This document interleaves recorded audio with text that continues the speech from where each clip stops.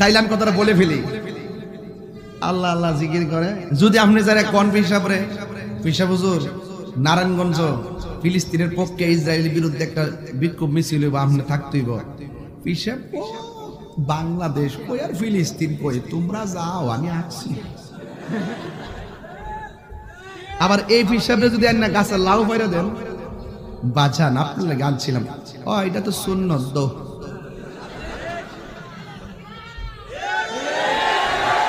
আবার যদি মধু দেন, এটা সুন্নত দো।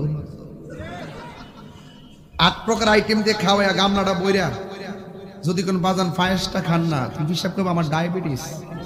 পরে মুরিদি কয় বাজান এটা তো সুন্নত, খাবারের পরে মিষ্টি খাওয়া, একটু খান না। ও আচ্ছা দো।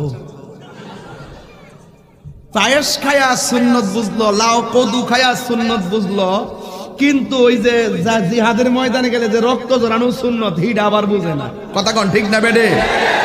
এই জন্য আমি মাঝে মাঝে কই, তুমি মিসওয়াক করা ফজিলত তো জানো। মিসওয়াক করতেছ, এটা তার রক্ত ঝরে না, বুঝেন না? খাবার শেষে মিষ্টি মুখের হাদিস এটা মানো।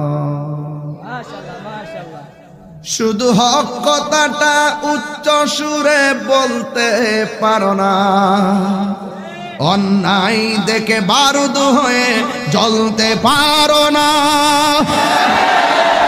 কেমন মুসলমান তুমি একটু বলো না, কেমন তোমার ঈমান একটু ভাবনা।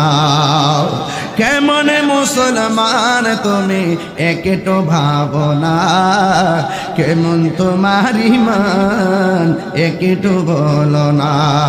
তুমি মিসওয়াক করা ফজিলত তো জানো, খাবার শেষে মিষ্টি মুখের হাদিস এটাও মানো, ঠিক না?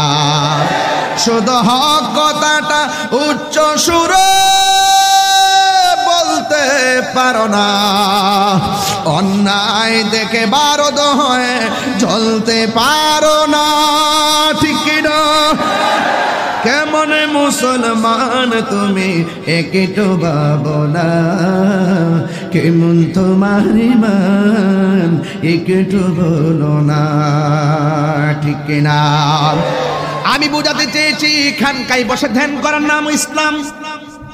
আমি বুঝাতে চেয়েছি পাহাড়ের গুহায় যাইয়া যাইয়া ধ্যান করার নাম ইসলাম। গভীর জড়িতে ঘরের কোণায় বসে বসে মুরাকাবার নাম ইসলাম। কিন্তু মনে রাখবেন, কেউ যদি কোরআনের বিরুদ্ধে কথা বলে, কেউ যদি নবীর বিরুদ্ধে কথা বলে, আল্লাহর জাত এবং সিফতের বিরুদ্ধে কথা বলে, তখন আর খানকায় বসে মুরাকাবা চলবে না। খানকার বিছানায় হাতের তসবিহ, খানকার তসবিহ বালিশের উপরে ফালাইয়া হাতের মধ্যে তলোয়ার নিয়া ময়দানে ঝাঁপিয়ে পড়ার নাম ইসলাম, ঠিক না? এই